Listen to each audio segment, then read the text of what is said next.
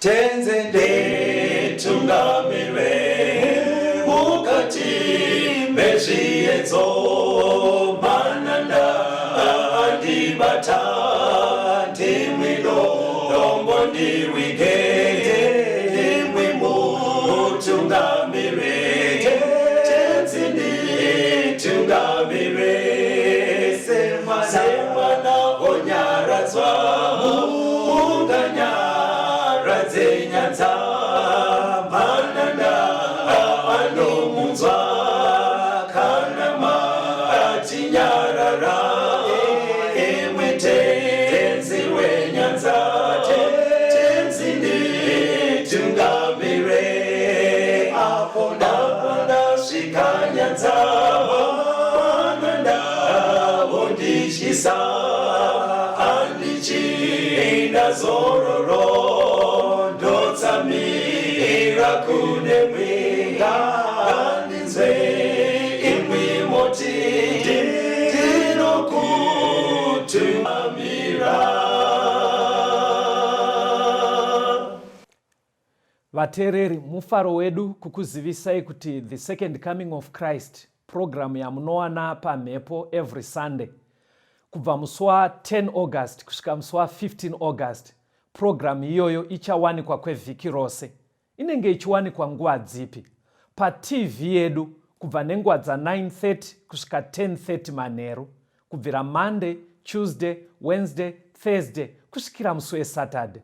PaRadio inenge ichiwanikwa kubva nguva dza9 manheru kusvikira 10 manheru.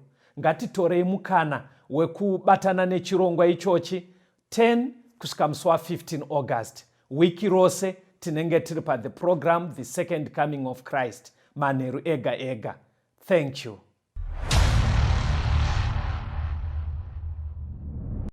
Kwaziwai vateereri, tinomuchingamidzai kuchirongwa the second coming of Christ chamunopiwa naPastor Gift Rwodzi wekuNorth Zimbabwe Conference of the Seventh-day Adventist Church pamwe chete naPastor Caston Betera wekuEast Zimbabwe Conference of the Seventh-day Adventist Church.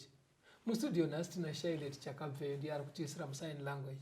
Mufundisi kwazisai vateereri. Vateereri, tinokuchingamidzai kuchirongwa the second coming of Christ. Alright, hurukuro yatinayo nhasi inoti Mashura Nezviratidzo. Yes.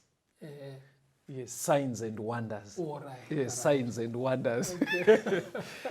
Tiri kudzidza vateereri mubhuku razvakazarwa. Tiri pana zvakazarwa chapter 13 ndo patichanyanya kutenderera nhasi. Saka pastor vakutotanga nekutiverengera Revelation chapter 13 verse 1 to 3. Zvakazarwa 13 verse ya 1 kuenda pa3. Zvino ndakaona chikara chichikwira chichibva mugungwa, chine nyanga dzine 10 nemisoro 9, napamusoro penyanga dzacho pakanga pane korona dzine 10, napamusoro pemisoro yacho mazita okumhura Mwari. Chikara ichi chandakaona chakanga chakaita sengwe, netsoka dzacho sedzebere, nomuromo wacho somuromo weshumba. Shato ikachipa simba rayo nechigaro chayo choushe namasimba makuru. Mumwe musoro wacho wakanga wakaita sowakakuvadzwa kusvikira parufu, asi vanga raifanira kuuraya rakanga rapora. Nyika yose ikashamiswa ikateera chikara. Sezvatakamboita mune zvimwe zvidzidzo zviri kumashure vateereri, zvakazarurwa painotaura zvechikara takaona pataienzanisa nenyaya dzakataurwa kuna Daniel chapter 7 kuti chikara chinenge chichimirira umambo ekingdom.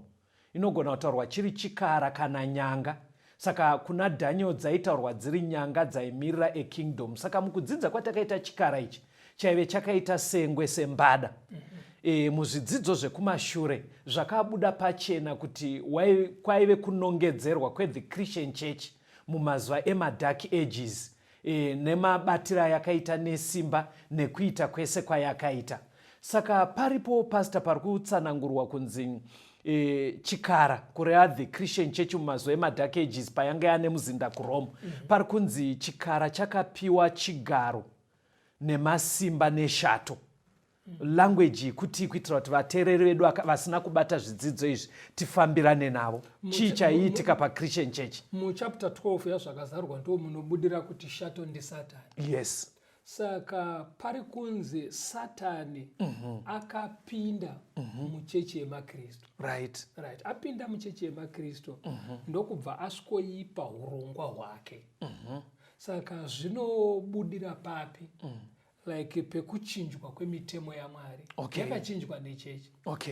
Mwari mitemo yake haichinje nekusingaperi. Asi chechi kuchinja kwayakaita mitemo yaMwari yaitotora pfungwa yaSatani. Ndokutungamira kwakaita Satani. Saka vanhu pavari kunzi vakazopedzera vaakutera Satani. Vanhu vakatera Satani pakuita sei? Pakutera mitemo yakachinjwa. yaMwari yabviswa kwaiswa yevanhu. Ndokutera yaita unge yechechi aseri kwacho ari Satani aitisa izvozvo. Saka kuti tifambe tiende mberi toda kuona zvimwe zvinotaurwa nebhaibheri takazvidzidza, but kuitira kuti tinyatsofamba tese zvinotsanangurwa panhoroondo yeThe Christian Church mazuva yanga yaane muzinda kuRome nguva yemadark ages. Toda kuti muerenge pana zvakazarurwa 13 mufundisi vhesi ya5 kusvika pa7. Zvakazarurwa 13 verse 5 kuenda pa7. Ipapo chakapiwa muromo unotaura mashoko makuru nezvokumhura, chikapiwa simba kuti chizviite mwedzi 42, chikashamisa muromo wacho kuti chimhure Mwari nokumhura zita rake netebhenekeri yake naivo vanogara kudenga. Chikapiwa masimbawo kuti chirwe navatsvene nekuvakunda. Chikapiwa masimbawo pamusoro pamarudzi ose navanhu vose nendimi dzose nendudzi dzose. Chiri kunzi chikapiwa masimba pari kurehwa The Christian Church mumazuva emadark ages nezvese zvayaita. Palistwa zvinhu pasta zvandiri kukumbira, takazvidzidza but ndoda kuti tifambe nevateereri munenge muchingozviti tsanangurei mbichana. Chekutanga yanzi munhoroondo yeThe Christian Church pane kutaurwa kweblasphemy, kumhura Mwari. What is blasphemy? Kumhura Mwari kumudzikisira umwari hwake, kushora, kumuninipisa. Saka izvi zvakaitika sei? Takaona kuti basa raMwari rekuponesa vanhu, Mwari ndiye ega anogona kuregerera vanhu. Saka Christian Church zvayakanga yakuita munguva yemadark ages yakanga yakuti vanhu vanogona kunoreurura kumufundisi, vorega kureurura kuna Mwari kuburikidza uchinoita confession yako kumufundisi, right, iye autopronounce kuti waregererwa. Anofanira kuudza munhu kuti waregererwa ndiMwari chete. But basa rakanga rakuitwa nevafundisi munguva yemadark ages. Saka ipapo kusunurudza Mwari pachinzvimbo chake. Right. Ndoda tiende pamberi. Panzi munhoroondo yeChristian Church payaita madiro esaya ichiita agenda yaSatani, kwanzi vakazviita for 42 months, kureva kuti mwedzi ne42. 42 months takapadzidza. Patakadzidza chiprofita zvachinoita chinotaura zvinhu zvakawanda. Asi Mwari anoda kuti muende mukati macho muchinotsvaga. Tichitsvaga, I know takazvitsvaga. Saka patakatsvaga takaona kuti tichitungamirirwa nepfungwa yekuti kana muri muchiprofita zuva rimwe chete rinomirira gore. Ipapo vateereri makapabataka, kana chiri chiprofita zuva 1 rinomirira gore. Saka ndobva taona kuti 42 months nekuti kune mamwe matime periods anotaurwawo muchiprofita. Saka taida kumaenzanisa. Imwe period inotaurwa i1260 days. Dzinobuda dziri 1260 years. 42 months tadziisa mumazuva dzoburidza 1260 years. Kureva kuti vateereri 42 times 30 nekuti mwedzi 1 une 30 days mubhaibheri. Mavhesi acho mufundisi vakatombotipa kuti mwedzi wemubhaibheri une 30 days. Saka pakanzi 42 months pari kureva kuti 42 times 30 yobva ita 1260. Ari makore. Anobva aita makore nekuti chiprofita. Saka zvonzi izvo Christian Church yakashungurudza vatsvene ikatambudza chero nevamwe vanhu ikabata pamusoro pavo kwa1260 years. Saka takazoenda muhistory.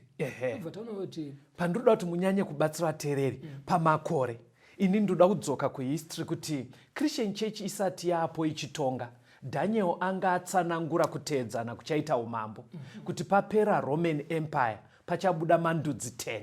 Saka pamandudzi 10 ndo aiti maAnglo-Saxons, maBurgundians, ndo paita maFranks, ndo paita maHeru, ndo paita maLombards, ndo paita maOstrogoths, ndo paita maalemanai ndo masweve nemavisigoths nemavandals. Ndobva taona kuti 7 ndo akasara aripo.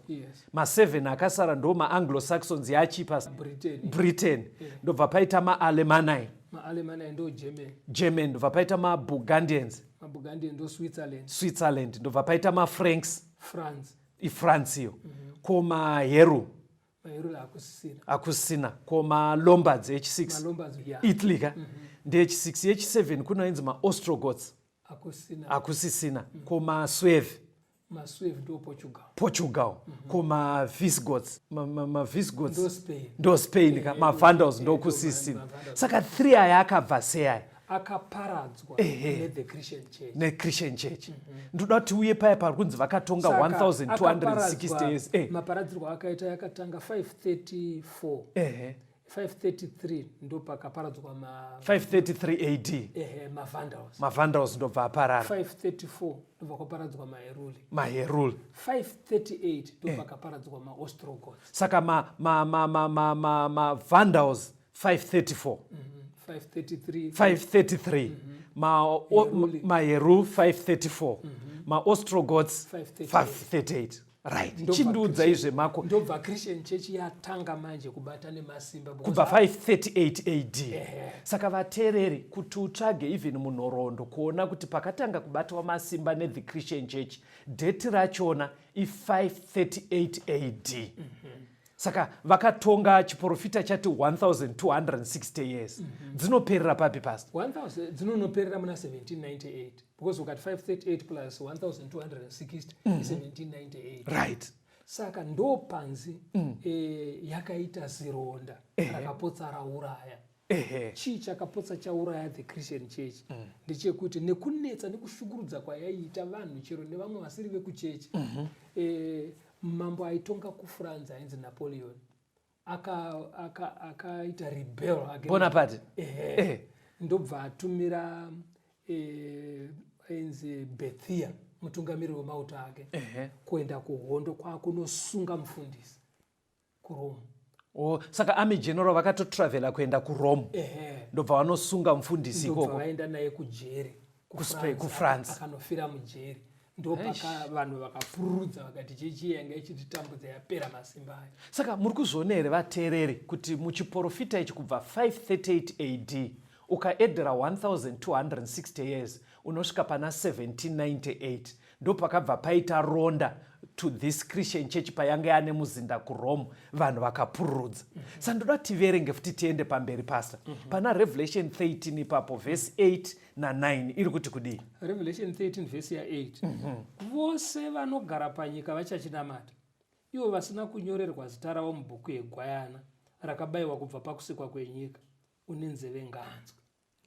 Munoziva kuti bhaibheri rikati une nzeve nganzwe ka riri kuita kunge riri kuti because pari kunetsa pastor ka taona the Christian church mumazuva eMark Ages nekutonga kwayakaita ine muzinda kuRome ichizopiwa vanga. Handiti ka vanga riya rikanzi rakapora hamuna kuzopatsanangura but ndichakupai nguva. Pane pari kunzi vese vanenge vasina mazita ari mutsamba reupenyu kuti vasingaponeswe hanzi vachanamata chikara ichi. Pandiri kubvunza kuti hapana danger here because pavhesi 4 yaRevelation 13 panzi vanhu vainamata shato nekuti ndiyo yakapa chikara masimba. Apa pochinzi futi pane time iri kunzi nyika yese vachanamata futi chikara ichi. Hazviri here futi kuti mune makunamata futi Satani? Ndizvo chaizvo. Nekuti kunamata kuteerera. Saka vanhu pavachateerera Christian church pavakaiteerera vaitonamata Satani. Ndozviri kunzi zvichadzokorodzwa futi. Ichadzoka here Christian church pastor? Ndo mabudiro azviri kuita pakuti zvichadzokorodzwa. Saka maybe tibatsirei pastor, ndichikuka muchimbozvitaura kuti uyu mukuru wechechi apa akanotorwa kuRoma achifira mujeri nyika yese ikapururudza ndo akabva magumo here. Zvakanzi ironda rakapotsa rauraya. Yes. Asi rakazopora patavereka. Kupora kwacho kwakaita sei? Ronda haripori nenguva imwe. Makamboitaura nyaya iyoyo. Zvakatitore mazuva. Asi muna 1929 uyu mai manje 1929 mambo ainzi Mussolini aitonga kuItaly. Zvaakaita Mussolini manje ndiye akati kuchechi takukupai masimba ekuti muzvimiririre sezvakangoita nyika. To give them a status yekuva nation. Status yekungomira sezvakaita seZimbabwe inoi. Iri chechi. Iri chechi. Yoita status yenyika. Yoita status yenyika. Ndimusolweni ari kutaura kuvakuru vechechi. Okay. Muna 1929. Saka zvadaro chechi yakanzoka futi kutanga kusungunuka. Ndobva yadzoka futi pastage. Okay. Asi haina kubva yadzokera muchimiro chemumadark ages. Okay. Asi katauriro kari kuitwa panapa. Ndokandati kari kuroesa nehana. Kumberi uko pari kudzoka futi. Saka ipapapo vateereri ndofunga tiri kuitira kuti tifambe tese kuti munzwise nyaya dzakakosha. Manzwi here vateereri pavhesi 9 pabva panzi ane nzeve dzekunzwa ngaanzwe. Kureva kuti inyaya inoda kuti tinyatsa kuiteerera. Ndoda kuti papiwa vangapa tione chimwe chinhu chinoratidzwa muchiprofita ichocho pana zvakazarwa 13. Ndoda kuti muverenge vhesi ya11. Vhesi ya11. Yes. Zvino ndakaona chimwe chikara chichikwira chichibva panyika chakanga chiine nyanga mbiri segwayana chikataura seshato. Right. Saka panguva yapiwa ronda the Christian church mumazuva ayo eMadark Ages, umwe umambo huri kuonekwa naJohani uchisimuka. Mufundisi vakambotitungamirira muchidzidzo ichi kuti pane umambo hwiri wakasimuka iko kuma17 chakuti uri worth kuti hungataurwe nezvawo munhoroondo dzenyika. Pane umambo hweAustralia nehweAmerica. But Bible riri kuti umambo hwakaonekwa huchisimuka hwaya hwakaita segwayana kuratidza kuti hunopangidza Jesu. HweAustralia hunobva hwaramba nekuti kwaiendeswa vasungwa nevanhu vanenge vadzingwa kuEurope. HweAmerica ndo hwatakaona muchidzidzo kuti zveshuwa ndo hunopinda pachiprofita apa pekuti kwakatanga kuenda vanhu vaitiza kuEurope vachida kunonamata Mwari vakasununguka vanonzi maPilgrim Fathers vachienda ikoko. Endo zveshuwa pavakazvideclare independence muna 1776 date racho riri pedyo na1798. Saka ndo umambo hwakaonekwa huchisimuka, asi huri kunzi hwakanga hwakaita segwai but hwakazonotaura seshato. Kuti kudii tisatanzwa kambo pastor. Pakutanga kwaho hwairatidza Jesu zveshuwa. Right. Ende vanhu vari kutiza persecution vari kunonamata zvikabva zvaiswa muconstitution yeAmerica freedom of worship. Munhu anamata akasununguka zvishuwa pari kuratidzwa Jesu. Asi zviri kunzi nekufamba kwenguva maitiro aho iwo America. Yes. Acharatidza Satani nekufamba kwenguva. Pamwe zvinenge asi paidzi nekufamba kwenguva haisi mazuva atatu here. Vateereri rambai muri pachirongwa ichi chakatikoshera chidzidzo chatiri. Ngatimbonzwa kambo.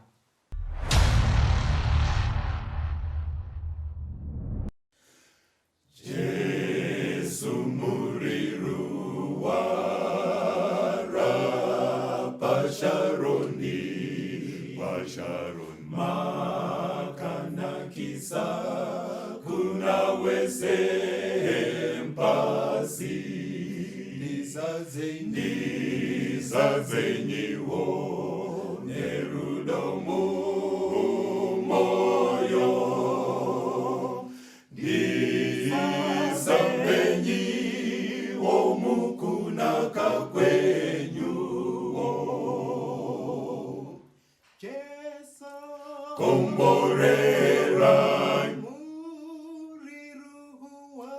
Repasharoni jekesanyiwo moyo wangu nerudo.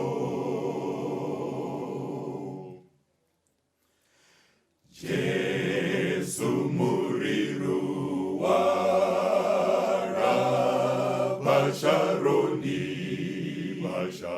makapiwawo kuna wese mpasi nisambenyiwo mitoro ye moyo ndivudzise dzimuna matekweseko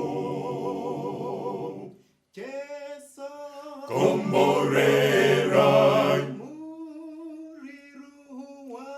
Repasharoni jekesanyiwo moyo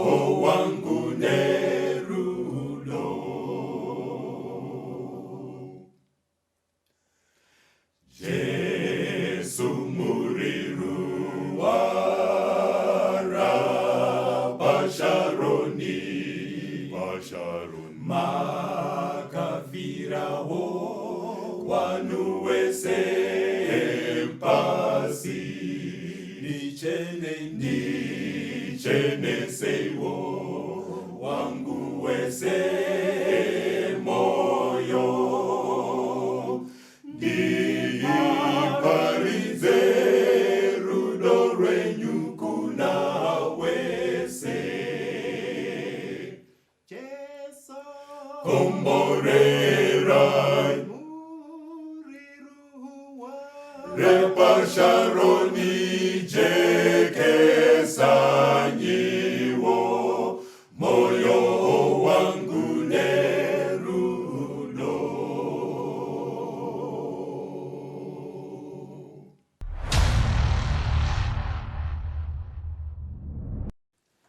Tinotenda tinomuchingamidzai vateereri tichienderera mberi nehurukuro yedu Mashura nezviratidzo.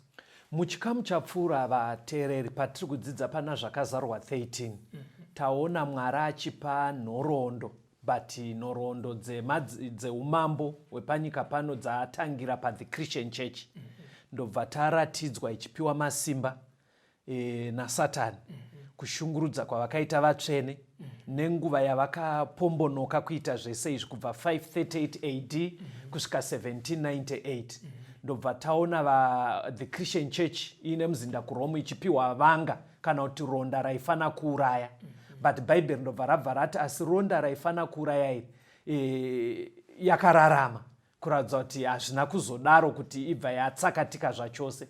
Saka panguva imwe chete taaverenga pana zvakazarwa 13 vhesi ya11 pabva paburitswa kunzi panguva imwe chete Johani paakaratidzwa kuita sekunge The Christian Church yafa ndonguva imwe chete yakabva aratidzwa umwe umambo hwaisimuka. Umambo hwaisimuka tabva taona kuti iAmerica iri kutaurwa neumambo yakabva yasimuka iko kuma17 kuya uko yakasimuka zvakanaka sezvinoratidza constitution yavo asi maitiro chiprofita chebhaibheri chabva chati pane kakuita kakazoratidza kuti yakashanduka. Saka mumazuva atiri anaya pastor handiwo here atingatoti ndo mazuva America yairi kuita kunge ameno kana kuti tichakatarisira mberi because kutaura chokwadi matangira America ndeye kuma1776 ende nenguva dzatiri kutoraramawo dai tataverenga zvakazarwa 13 vhesi 12 ka inotoratidza kuti zveshuwa umambo huchabata nesimba ende huchibata pasi rese. Ameno America mukuiona sei? Hatikutaura maAmericans, tikutaura chinonzi America, tikutaura utungamiri.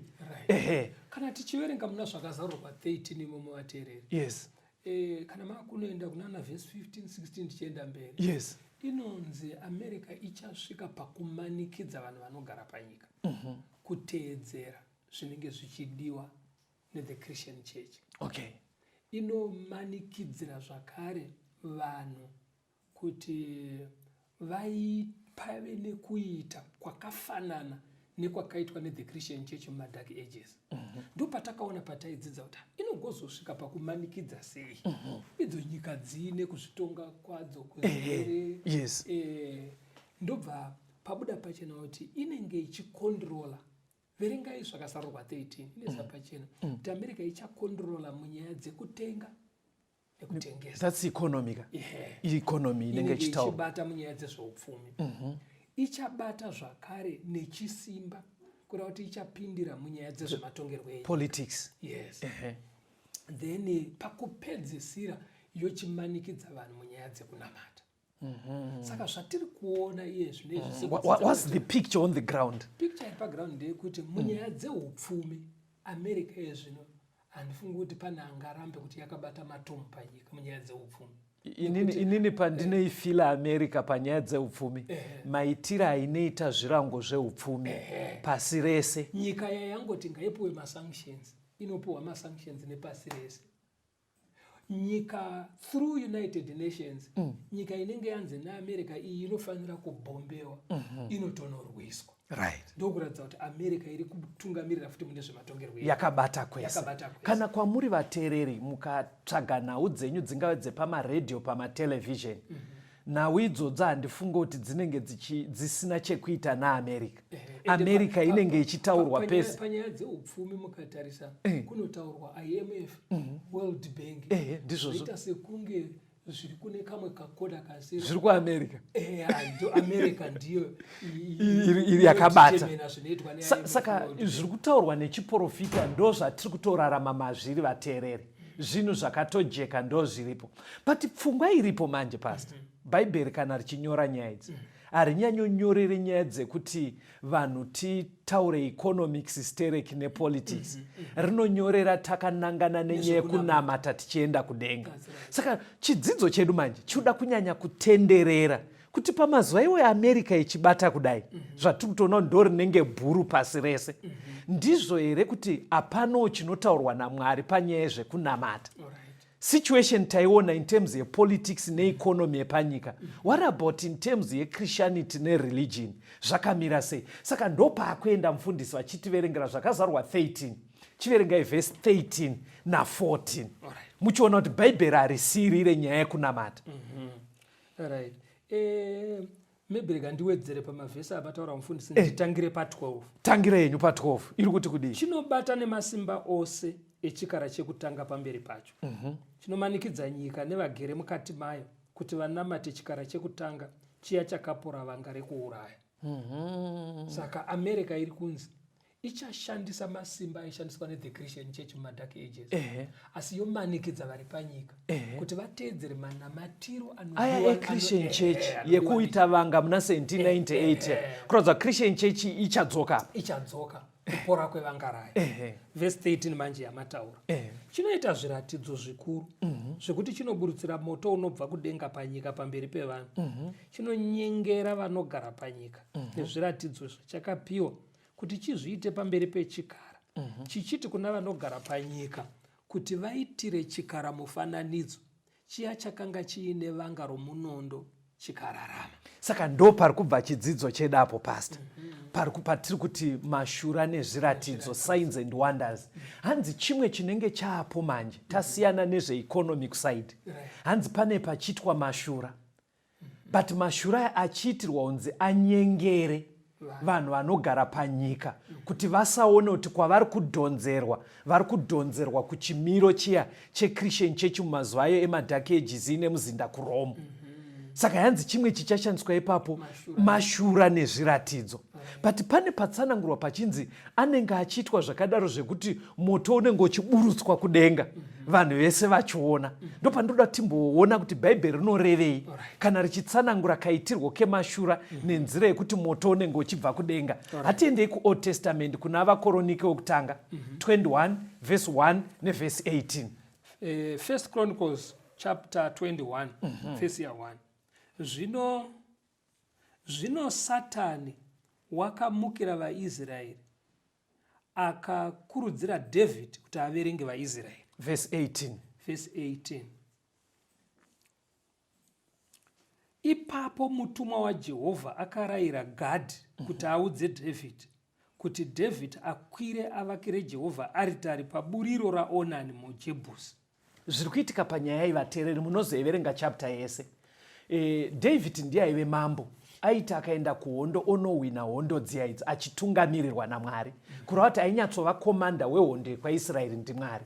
Saka mukuwina kwaita David akanosvika pakufarisa akafunga kuti kugona kwangu unyanzvi hwangu.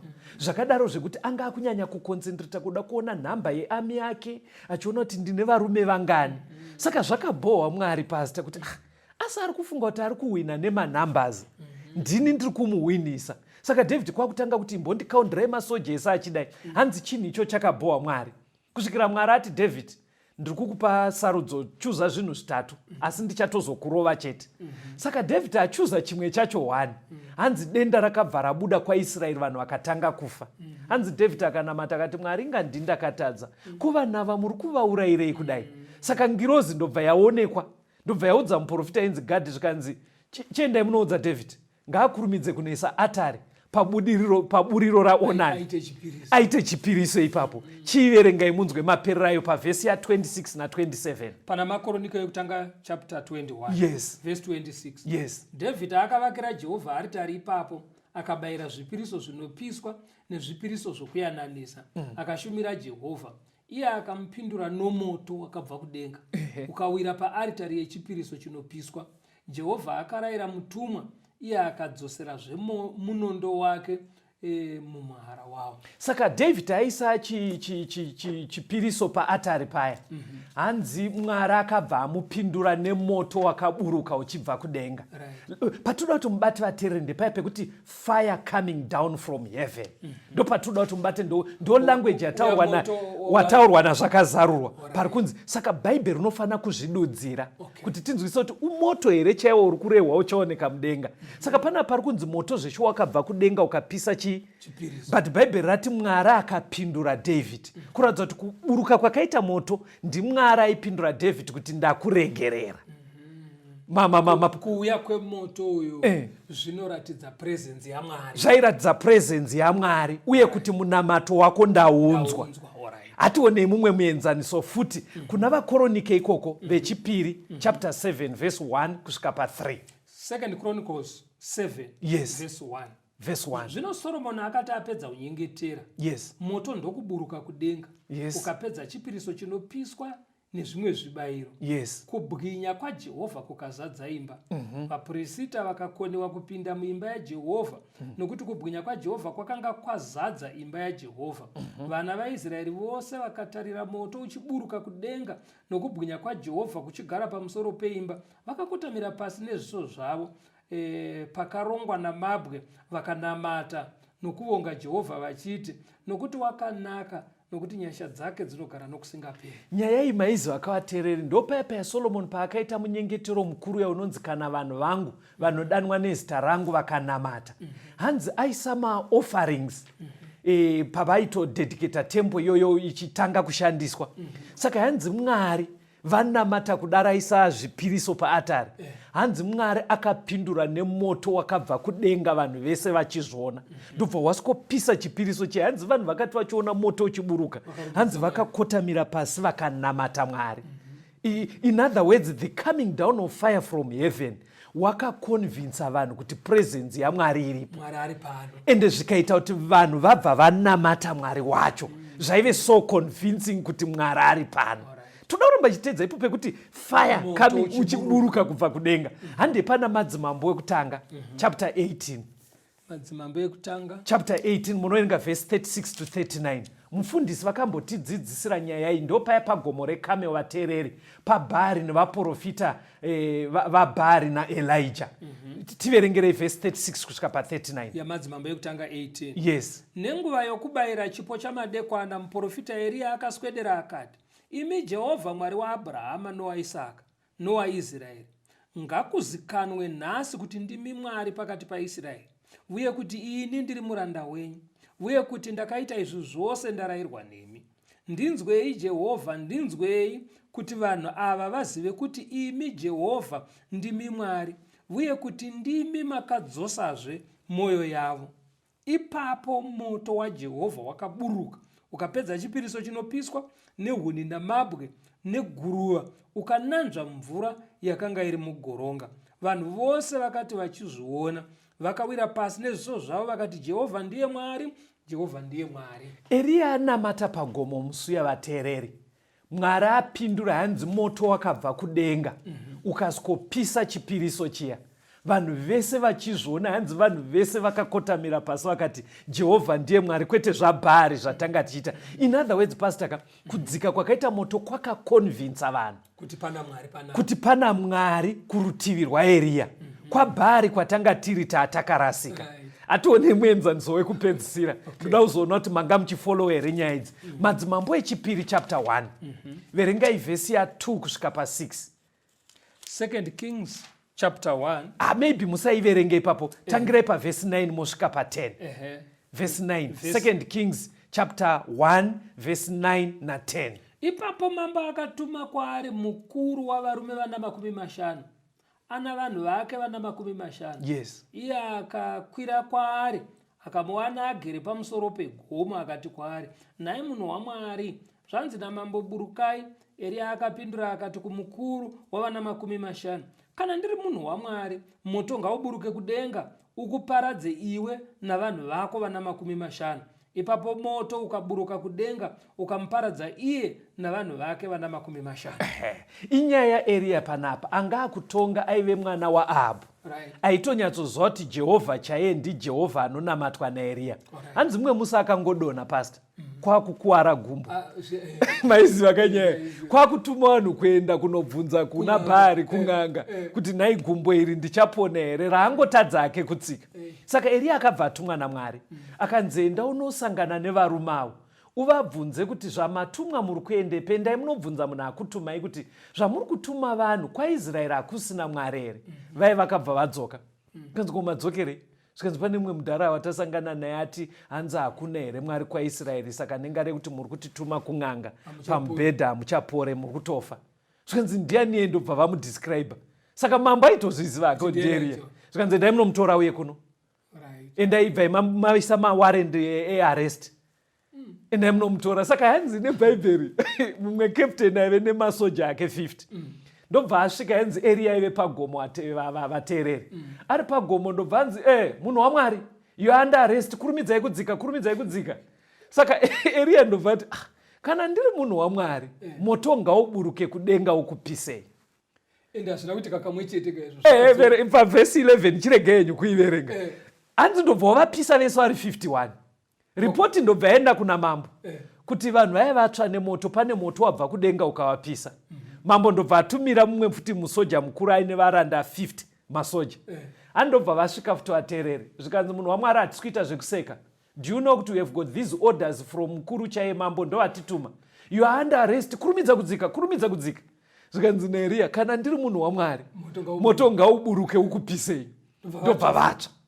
Chatiri kuverengera ndima idzi pastor nemuateereri, toda kuedza kuona kuti bhaibheri riri kurevei parinoti mumazuva ano eAmerica ichiita kunge ndo iri kuvharira pasi rese.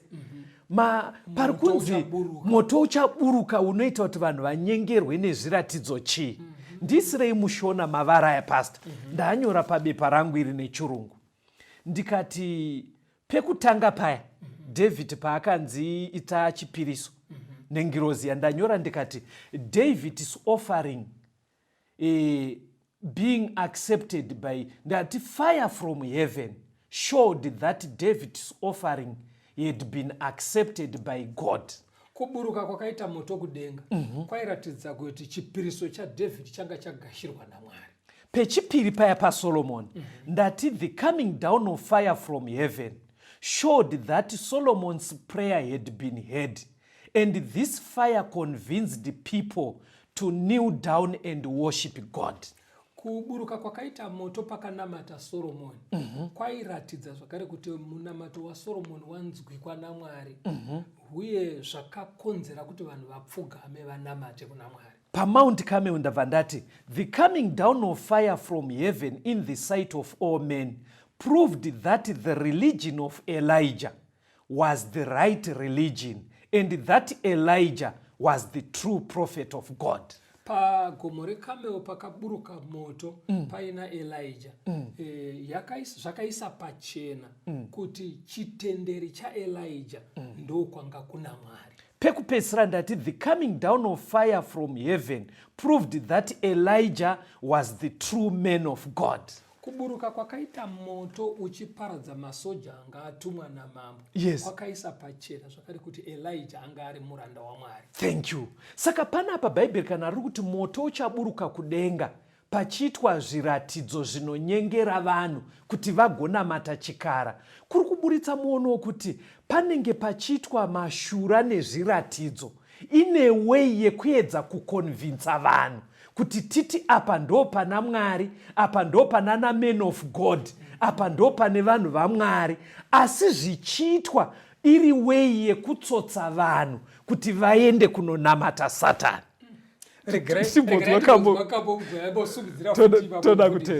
Toda kutenda. Tariro chene inotisu ndakubatira tenzi nguva yatopera tichabatira chake tigoponeswa. Ngatifambeni nekuperera nemoyo nyoronyoro mubasa, basa richazopera. Jesu ou yakuzotora vachaponeswa. Zvakafanira kuti tiri ndene kutsungirira, rwendo ruchapera, tariro tsvene hainyanzi, si inobereka tsungiriro. Ngatifambeni nekuperera nemoyo nyoronyoro mubasa, basa richazopera. Jesu ou yakuzotora vachaponeswa. Hazvizivikanwi tichazove ikana muponesi. Jesu ouya, asi kanato kumbanana yetose tichafanana naye. Ngatifambeni nekuperera nemoyo nyoronyoro mubasa, basa richazopera. Jesu ou yakuzotora vachaponeswa.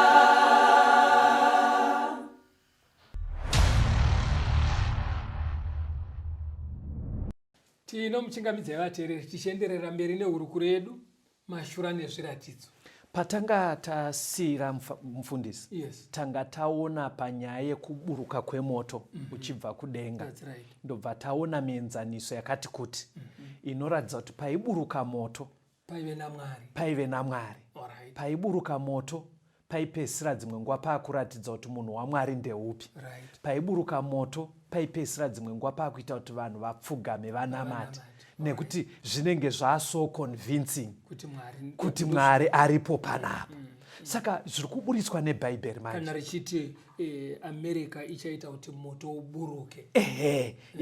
Pari kunoburitswa chimiro chekuti mumazuva iwaya atiri, America ichitonga, takatasa kumberi kuri kuenda uko kwemubatanidzwa.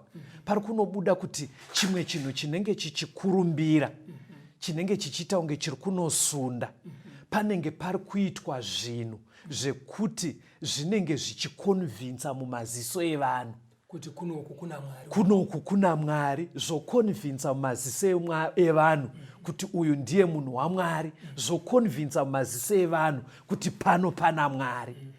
Asi zvichikonvinza maziso kudaro, bhaibheri riri kuti kunenge kuri kutsotswa, kunyengerwa, vanhu vachitoendeswa kumubatanidzwa uku, vari mukati memubatanidzwa kuti vadzoke kusvika pakuzonamatwa kwechikara. Saka pari kuratidza kuti mumazuva ana atiri vateereri, chimwe chinhu chinenge chichikurumbira munyaya dzekunamata, masigns and wonders, Mashura nezviratidzo, and achiitwa to the extent yekuti it will be so convincing. Ukanzwa bhaibheri chiti moto uchiburuka, kuratidza kuti zvinenge zvichikonvinza kuti zvinenge zvichitooneka, zvinhu zvekuti vanhu munenge muchiti feki vanhu vangotsotswa, zvinenge zvichitooneka vateereri. But kunyange zvichioneka kudaro, inenge iri counterfeit. Toti kudii? Kunenge kuri kunyengera, kuri kuburitswa chakafanana kuita sechaicho. Ndima dzataverenga mubhaibheri, it was very original, ari Mwari ane presence iripo. But pana pari kuburitswa a counterfeit. Kuitwa kwemashura nezviratidzo kuri counterfeit, kunoda kunonopotsa kwafanana nechaizvo zvekuti uchishandisa maziso chete pasina Mwari unonyengerwa, because zvinenge zvaitika zvekuti vanhu vakakubvunza kuti imi live here, unongoiti pariu chaipo live mufunge, but maziso ukanotsvaga mubhaibheri unoona kuti kunyengera. Ndo chimiro chiripo ichocho. Saka mukutaura kwebhaibheri uku, pastor, haisi itori warning here? Iwarning iyambiriri kutopiwa vanhu kuti ngwarirai nekuti zviri kuuya. Itori warning kai. Inoburitswa futi nyaya imwe chete. Ndaona mamida kuti munozotaura maverenga vaTesalonike yechipiri chapter 2 verse 9 na 10. Alright. 2 vaTesalonika chapter 2 verse 9 na 10. Verse ya 9. Kuuya kwake iye kwakaita sebasa raSatani, nesimba rose nezviratidzo nezvinoshamisa zvenhema, nekunyengera kwose kwokusarurama kuna vanorasika, nokuti havana kugamuchira rudo rwezvokwadi kuti vaponeswe. Mukuona kuti Pauro nyaya iyi aiziva futi kuti nyaya iyoyi itoriko. Nguva yaPauro yaitonzi iriko kumberi yemasigns and wonders. Tatova munguva yacho here pastor? Ukatarisa mufundisi papa vateereri papa itsanangurwa namufundisi kana tichiverenga mubhuku razvakasarurwa. Kwanzi America chimwe chinhu chaichaita ichagadzira mufananidzo wechikara. Right. Kureva kuti mufananidzo with the Christian church yemadark ages. Mune chimwe chezvidzidzo zvatakaita kumashure takadzidza kuti mufananidzo uyu unoumbwa sei. Pane matano anotiendesa mukunogadzirwa kwawo. Danho rekutanga ndo yamuruti image of the beast. Yes. Danho rekutanga mubatanidzwa wevatendi vese kuita chinhu one. Okay. Saka mukatarisa kana muri kuti vatendi muri kura ku Christianity chete kana kuti zvichatobata even neimwe isiri Christianity like ana Buddhism nekwakadaro. Tingati zvinamati zvese. Okay. Saka mukatarisa iri kunzi ecumenism. Kutry kubatanidza mafaith ese, bringing them together. Yes. Saka mubatanidzwa wemachechi uya ndidzo mviro dzacho. Nekuti vanhu vanoti uyai pamwe chete. Ngatitsvage zvinhu zviri common pakati pedu. Zvinotibatanidza. Tobatana mukuita zvinhu zvakanaka, zvinobatsira nyika, zvinobatsira vanhu. Ende kana wakazvitarisa zviri innocent, hapana chinombosuspectwa ipapo. Ndakambokudza here kuti pamunotaura nyaya yekuti mubatanidzwa hana yangu inorova. Inorova nika. Because kune zvaakutonzi mubatanidzwa even today. Saka hana yangu ichirova kondinya yenyu. Saka kana zvitenderi zvese zvabatana right munyaya dzekunamata, zvinochizoenda manje kundotsvaga masimba ematongerwo enyika kuti abatsire kuti zvavari kuda zvienforcwe, zvimanikidzwe. Saka nekuti America ndo inenge yakukondorora mune zvematongerwo enyika, yaane masimba ekurwisa, ndokuchanotorwa simba iroro. Saka mamiracles aya ari kuitawo pati ipapo, Mashura nezviratidzo. Saka mukachitarisa manje zvitendere zviri common mazuva ano zvinoattracta vanhu vakawanda. Ukabvunza vanhu ukati handei kuchechi, unzwa munopinda ipiko, ukataronze kune zviratidzo here. Alright. Nemashura munoprofita here. Vanhu vakutsvaga mashura zvinoonekwa nemaziso, kushandirwa nekubatsirwa, zvekuti chero vasikaende kuchechi, vasina hanya naJesu, vanenge vachingoda mashura nezviratidzo. Saka mashura ndo chimwe chinhu chichanyanyisa kubatanidza vatendi kudarika zvimwe zvoita sekunge chiri kuita unge signature kuti uyai pano pana Mwari, yet it's counterfeit. Aminokwana kwamuri vateereri musina kumbozvionawo pastor vanotaura vara rinondiroesa nehana rekuti mubatanidzwa, but kwenyu hamusati mambonzwa here matems akafanana nekuti interdenominational, kureva kuti hazvinei kwaunoenda asi togona kubatana. Mukatsvaga panonyanya kutaurwa vara iroro, muchaona kuti kazhinji chinogona kutora munhu ari kuSeventh Day Adventist pastor, anoenda kuMethodist, anoenda kupi kuti vauye, kazhinji chinokwezva panenge paine mashura nezviratidzo. Zviri kuita unge zviri kukwezva catalyst. Iri kuita unge catalyst inogona kuita kuti nyango munhu achienda kwake uku kuna achauya bedzi because aona mashura, aona Mwari, aona kuti kuna Mwari. Mumaziso unenge uchitofunga kuti pana Mwari. But warning iri kubuda mubhaibheri vateereri ndeyekuti it's counterfeit. Hapana Mwari, kutsotsa bedzi kutsvaga, ndiSatani ari kutsvaga means dzekubatanidza vanhu pachinhu chimwe chete kuti vadzokere kuya kwaive nenhoroondo yeThe Christian Church mumadark ages. Iyo nyaya yemashura nezviratidzo iyi ndoda kuti mumboona Jesu achiitaura. Hande pana Matthew chapter 24. Matthew chapter 24 verengai vhesi ya 4 na 5. Mateo 24. Yes, verse 4 na5. Vesi ya 4. Jesu akapindura akati kwavari, chenjerai kuti murege kutsautswa nomunhu, nokuti vazhinji vachauya nezita rangu vachiti ndini Kristu vachitsautsa vazhinji. Muri kuona here kuti nyaya ivateereri pairi kutaurwa nazvakazarurwa iri kunyorwa mimitsara inoita kunge nyaya, but payaitaurwa naPauro naJesu iri kunyorwa ari mawarning. Ndoti kudi iri yambiro. Haisi nyaya yekuti iri kungotorwa ichingonzi ende kuchaitwa Mashura nezviratidzo mufunge, ende kune kuchiitwa zvinhu zvekuti ukaona neziso kudai unobva watobhilivha sekunge iri nyaya ba. Pari kuuya nyaya idzi vateereri kwamuri iri kutopiwa iri warning kunzi pane danger sign pane Mashura nezviratidzo. Saka Jesu ari kutoti vanhu ngavachenjerere varege kutsauswa. Pachapter ya Matthew 24 pastor, Jesu ndo paanotaura zviratidzo zvenguva zvinoratidza kuti kuuya kwaJesu kwaakuita kuchiswedera.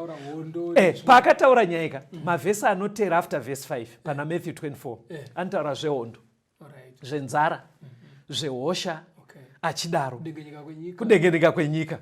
Verengai vhesi 11 futi munzwe pana Matthew 24. Matthew 24 vhesi 11. Yes. Vaprofita vazhinji venhema vachamuka vachitsautsa vazhinji. Maona kuti adzokorora ka. Patanga pavhesi 4 na5 angoti chenjerai kutsauswa. Saka aziva kuti hazvina unyatsokwana nyaya yakakosha iyi. Ndobva atoti ngwarirai vaprofita venhema. Arikuda kuedza kuvaudza kuti rimwe boka revanhu vanenge vachitsausa ndanani maprofets enhema. Hani mazona manje. Saka apedza kutaura kudaroka vhesi inotera ndo paanobva ati mufunge rudo rwavazhinji ruchatonhora. Ndo paanobva ati verengai bhuku raDhaniel. Otsanangura zvinhu zvakawanda. Verengai munzwe vhesi 23 kusvika pa25 pana Mateo 24 ipapa. Verse 23. Yes. Zvino kana munhu akati kwamuri tarirai Kristu ari pano kanapo, regai kutenda. Nokuti vachamuka vana Kristu venhema nevaprofita venhema vacharatidza zviratidzo zvikuru nezvinoshamisa, kuti kana zvichibvira vatsautse nevakatsanangurwavo. Verse 25. Verse 25. Tarirai ndagara ndakuudzai. Muri kuona here pastor kuti mameno maonei pandakuverengesa indima because maverenga Matthew 24 verse 4 na5 ndobva maenda verse 11 vamaenda verse 23 to 25 maonei. Taona kuti Jesu ari kutaura zvichaitika mumazuva ekupedzisira. Yes. Zvimwe zvinhu zvikuru zvinoita senzara, hosha, kudengenyeka kwenyika angozvimenishena kawani. Yes. Asi nyaya yekunyengerwa nezviratidzo maona yadzokorodzwa maona pasa ameno muzotarisa mabhaibheri enyu ateerere mukaverenga Matthew 24 yese nyaya yenzara, yehosha nekudengeneka kwenyika Jesu anongoitaura kamwe chete but nyaya yaanoramba achidzokora yaataura 3 times inyaya yekudhisivhwa nevanhu vanoita Mashura nezviratidzo, inyaya yekudhisivhwa nemafalse prophets. And ari kuipa iri warning. Maona verse 25 utapeza iti haisi nyaya yekuti unozoti ini ndaisazviziva ndaitoti kuna. Saka iri kuuya ari mawarnings vateereri kuti wedwe masigns and wonders mumazuva ano atiri America iriyo iri kuita kunge yavharira pasi rese. Chimwe chinenge chiri common chiri kuburitswa mubhaibheri masigns and wonders. Ari kuitirwe masigns and wonders aya kumislida vanhu kuti vaende vatsauke vabve pana Mwari. Ndaona mamida kutaura ndikutongotsinira but vamwe vanobva vati but pastor zvimwe zvacho zvine zviri real. Vanenge vaitaura vaineka kunoza kakuti for real chaiyo vamwe vanobva vati live. Bhaibheri harisi kuramba vateereri. Saka ratoti moto uya waiburuka vanhu vachiona nemaziso obva vati pana Mwari. Asi panogadziriswa sei pekuti zveshuwo zvimwe zvacho ukanzwa zvichirondedzerwa unotonyatsona kuti ishu iripo handicho chidzidzo. Saka muchiona Bhaibheri chiti we should live by faith not sight. Ukanyanya kushandisa maziso vakawanda vacharamba vachiti come and see. Come and see. Vanotoadvertise vachiti come and see. Aiwa Mwari ari kutoda vanonyanya kushandisa faith. Because zvinoonekwa neziso uchanyatsoona zviro. Maybe but sezvo mabvunza endai pana Deuteronomy 13. Verengai verse 1 kusvika pa4. Deuteronomy 13 verse 1 kusvika pa4. Zvino kana muprofita kana murota akamuka pakati pako akakuratidza chiratidzo kana chinoshamisa, icho chiratidzo kana chinoshamisa chikaitika chaakataura kwauri achiti ngatitevere vamwe vaMwari wawakanga usingazive tivashumire, usateerere mashoko emuprofita iyeye kana muroti uyu, nokuti Jehovha Mwari wenyu unokwidzai kuti azive kana muchida Jehovha Mwari wenyu nemwoyo wenyu wose uye nomweya wenyu wose. Munofanira kutevera Jehovha Mwari wenyu nokumutya, nokuchengeta mirayiro yake, nekuteerera inzwi rake, nokumushumira nokumunamatira. Mapanzwa here, hanzi nebhaibheri pakaita muprofita amuka okuitirai chiratidzo chinoshamisa, mapipi, minana, yaunotoona kuti life zvisina kana nharo. Hanzi asi moona kanamatiro kake kachipesana nebhaibheri. Hanzi naMwari ndiri kuzvitenderera kuti ndikuedzei imimi vanogara panyika, ndione kana muchida Mwari uye muchida kuchengeta mitemo yaMwari. Saka kana ndiri kunzwa zvakanaka mufundisi, yes, muri kuti imimi Mashura nezviratidzo zvichatoitika. Yes, zvichatoitika, ndozvitotaura bhaibheri. Kuitika kwazvoka kumwe kwacho kune kuchitobatika, kuti pateitika chakati. Exactly. Pane munhu anga akapetana gumbo atasanurwa. Exactly. Asi Mwari ari kuti ndicharega zvinhu izvi zvichiitika kuti ndione vanonyatsondida, kuti imimi munoda mapipi here kana kuti munoda Mwari. Nekuti saka papari kunzi nyatsocherechedzai aita mapipi wacho, kuti kana asimuka pamapipi ari kunoteerera here mirayiro yaMwari. Exactly. Kana asingateereri mirayiro yaMwari, hanzi ignowai bipi rake, munobva mazuva ati kutsotswa. Moto zvawo wadona, asi Mwari haapo. Haapo, ibvai mazuva ati kutsotswa. Pfungwa iyi inobuda raverengwa iDeuteronomy 13 vhesi 1-4. Ndo inotsanangura izvozvo kuti panofanira kuzoratidza kuti munhu iye anoteerera Mwari here achiita mitemo yaMwari. Matthew chapter 7 verse 15 na22 na23. Matthew 7 verse 15 na22 na23. Vhesi ya15. Chenjererai vaprofita venhema vanouya kwamuri vaine nguo dzamakwai, asi mukati ari mapere anoparadza. Vhesi 22 kusvika pa23. Vazhinji vachati kwandiri nezuva iro, Ishe, Ishe, hatina kuprofita muzita renyu here, nokudzinga mweya yakaipa muzita renyu here, nokuita mabasa esimba mazhinji muzita renyu here? Zvino ndichavaudza pachena, handina kutombokuzivai. Ibvai kwandiri imi vaite vokusarura. Ndo magumacha anonzwisa tsitsi. Iye Mwari ari kupa warning kudai. Handiri mapanzwa vateereri kuti Mwari angonzi ndiMwari anoita minana nezviratidzo mumazuva atiri zvaane dhenja. Why? Pari kuradzwa kunzi Satani weapon hombe yaari kushandisa kutsausa vanhu, Mashura nezviratidzo. Saka hanzi vakawanda vachatozoshamisika kuti ingataiperforma tichita mamiracle. Jesu otozoti handitombokuzivei kana mbijana. Saka kana Jesu achizozvitaura pekupedzisira, kutoreva kuti nhasi vateereri kune vari kutoita mamiracles, vari kutoita zvinobatika, zvinooneka, zvinoshamisa, asi Jesu haatovazive. Saka kurava kuti panenge pachiitika zvinhu izvi, kune vamwe vanhu vanenge vanyengerwa zvakadaro zvekuti panenge pachiitika Mashura vanoti kuno ndo kuna Mwari. Zvekutoti kutsvaga kwavanoita ndo zviri kutoitirwa mamiracles acho. Satani ari kutoaitira kuti vanhu vafunge kuti kuno ndo kuna Mwari. Saka chakakosha hazi Mashura vatendi. Exactly. Kana shura raitika, imi muchinamata, muchiteerera mirayiro yaMwari, it's fine. Simba raMwari reMashura harisati rapera. Asi Mashura akaparadzana nekuteerera, hapana Mwari ipapo. Panobva panetsa. Saka muri kuona Mwari haasi kuiginowaba. Mazuva ano atiri makambotudza zvengirozi kuti vhangeri riri kufamba muchimiro chengirozi ichinyevera vanhu kuti wedwe ngatinamate akasika. Mashura nezviratidzo zvicharamba zviriko, zvichinooneka nemaziso.